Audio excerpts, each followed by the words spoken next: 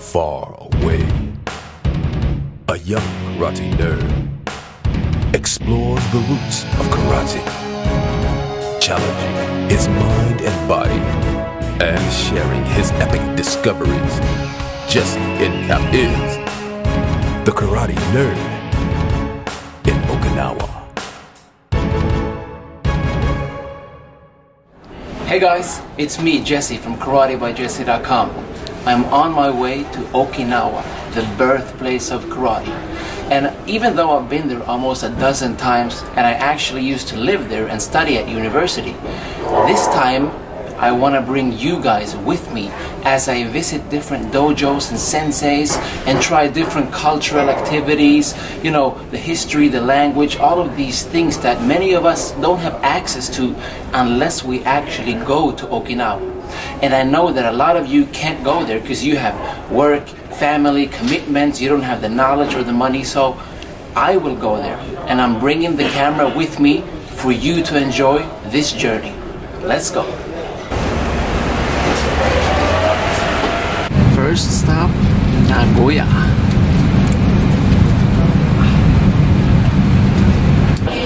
After 9.5 hours of flying, we now arrived in Nagoya, which is our first stop on the way to Okinawa.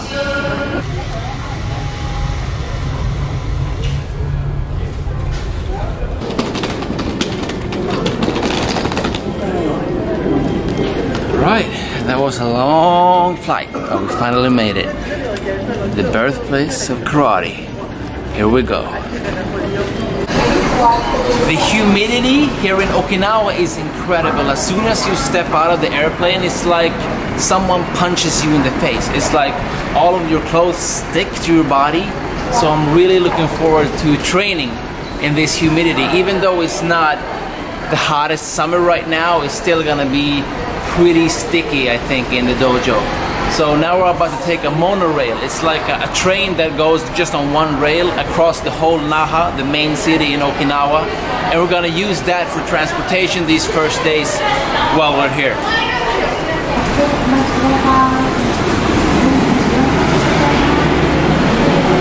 Alright, we finally arrived at this traditional Japanese style room with the tatami mats, sleeping on the floor, sitting on the floor, you name it.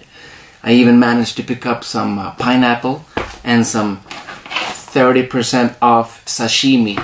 Tip, if you ever go to the supermarket after 7 p.m, you always get a discount, just so you know. I'm really looking forward to eating this food now and getting some rest because there's a long day ahead of me tomorrow.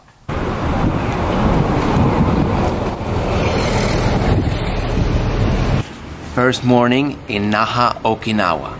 And I actually noticed that the place I'm staying at is located right here in Kume village, which is the historical area where the first Chinese people came to Okinawa to stay and live. So there's already a karate connection right there because many of these Chinese people were actually kung fu masters that local experts went to train with. So let's hit the streets.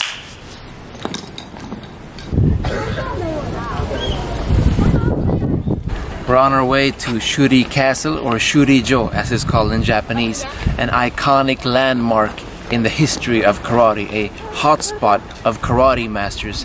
See, back in the old days, this used to be an area where they had the distilleries for the sake, or awamori as they call it in the Okinawan language, the booze, which meant that there was a lot of money circulating in these areas, which meant that they had to get karate masters here to protect the trade with the sake and the stuff that they sold. So around the castle area, a lot of karate masters lived, but also, of course, the castle had to be protected from intruders. So karate masters, local fighting arts experts were employed as security guards or bodyguards and that kind of stuff, which meant that this became like a hotbed for karate back in the days. And that's why a lot of the modern day karate comes from Shooty area. Check it out. As we approach the Shooty Castle, you have to pass through the Shurei Mon, or the Shurei Gate, this iconic landmark just before you get to the castle. And it was said that back in the old Ryukyu Kingdom days, before Okinawa was united to modern day Okinawa, it consisted of 3 different kingdoms. And the king who united Okinawa, he built this castle then, and every visitor to Okinawa had to pass through this gate before he could be accepted as a guest in the king's castle. And the sign says land of propriety, which means that you have to have the correct moral values to be a good guest in Okinawa. It's all about the spirit. Well, of course, this is not the original one. The old Shooty gate was bombed to pieces in the World War, so they built this replica to make sure that it looked exactly like it should.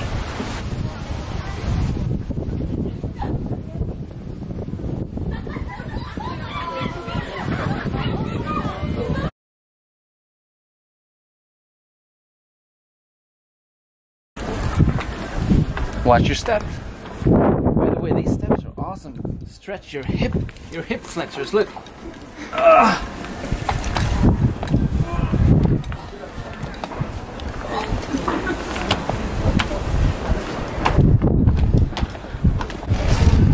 All right, got the tickets. Let's go in.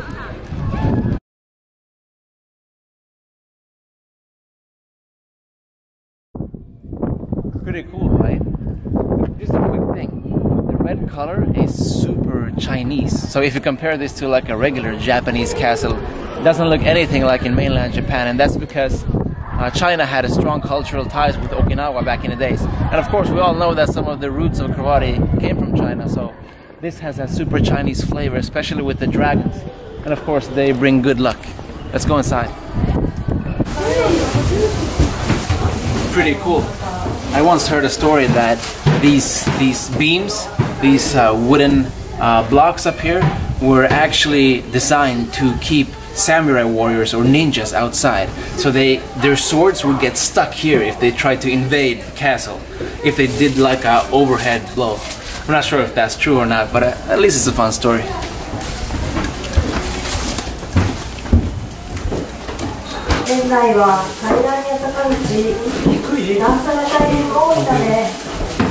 This is the Okushoin area where the king took his rest between his activities. And imagine if you're like a karate master who's guarding the king. You can't really move around and do big things here, right? You have to have super narrow moves and you move in a straight line and use these tight moves, just like they have in Okinawan karate. Nothing big and exaggerated like in modern karate, because that wouldn't work here, right? All Okinawan houses are super tiny, so it has to be that way, the tactics when you do your techniques, right? Here we have the king's throne. This is where the king would sit when they had important ceremonies, of course with the queen as well. And many of the high priestesses in Okinawa were always women, because women have a special role in Okinawan society. So the queen would be with the king and they would worship the spirit gods, because they don't have the same religion as we have in the West. They have more of a natural religion. So they worship the trees and nature and sacred rocks and stuff like that. But of course they had the Chinese influence as well, so there's a place for the statue of the Buddha and other Chinese stuff. Like there's a picture of Confucius as well. Confucianism was a big part of the Okinawan religion too. This is the king's crown. And a fun karate nerd detail is that there's a kata called wankan that actually means the king's crown. Why? No freaking idea.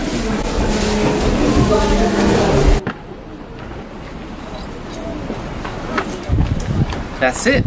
Another iconic landmark off the bucket list.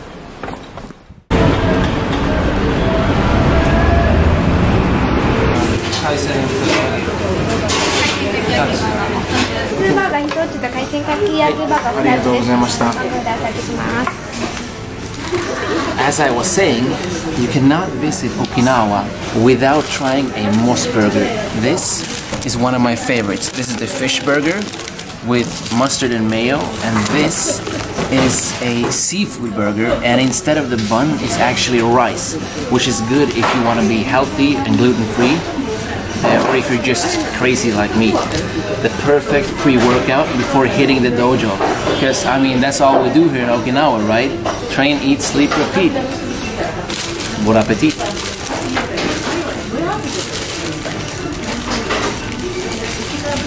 That's good.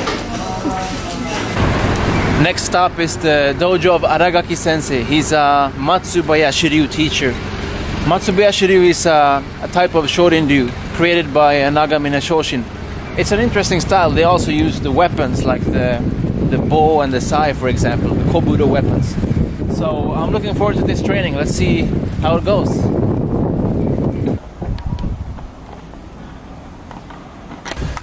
So we're like in the middle of nowhere, and this is supposed to be Arakaki sensei's dojo, and I think it's actually upstairs in this house. But it doesn't look like a real dojo, and that's often the case in Okinawa. It's like in the middle of nowhere, some random house somewhere, kind of secret, you know. Those who know, they know. So let's see what it's like.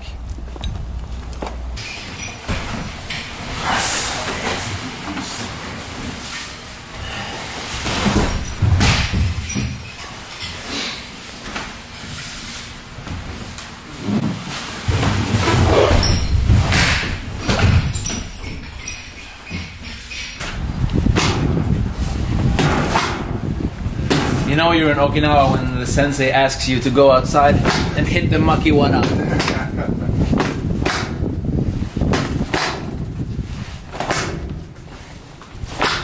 The makiwara is like the traditional striking post of traditional karate. Maki means round, and wara is the name of the straw, of these fibers that they wrap around the pole and then practice their strikes on. Of course today we have like heavy bags and kicking shields and impact stuff, other stuff that we use. But traditionally, in the old days in Okinawa, they always used the makiwara like this. So you know you're in an old school dojo when they still got one. 1 times, okay? 1、2、3。Wrist. Hey. On the pass. これオーバーモーションですか。なるほど。そう。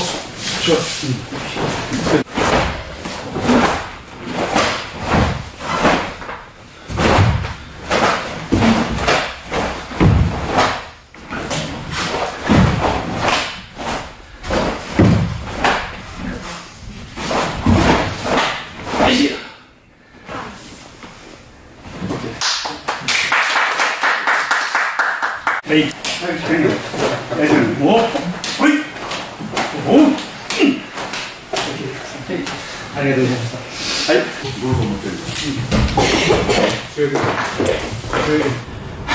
Wow, that was intense. The practice with Arakaki sensei was incredible. I mean, I'm gonna have bruises on my forearms, I bet, tomorrow morning. But Arakaki sensei, I mean, he's a 10th dan. So you gotta be a badass if you're 10th dan, right? He showed everything himself, so he's like a real old school master. He not only talks the talk, but he walks the walk, right? It was an honor for me because he asked me to like show different katas and show different kinds of bunkai and kumite, and he had some really nice bunkai, the practical applications of kata as well. And I thought one thing was interesting. When we did the warm-up, he only counted to 6 instead of 10 on each exercise, because he said that means we can start the real karate practice faster, and I thought that was pretty fun.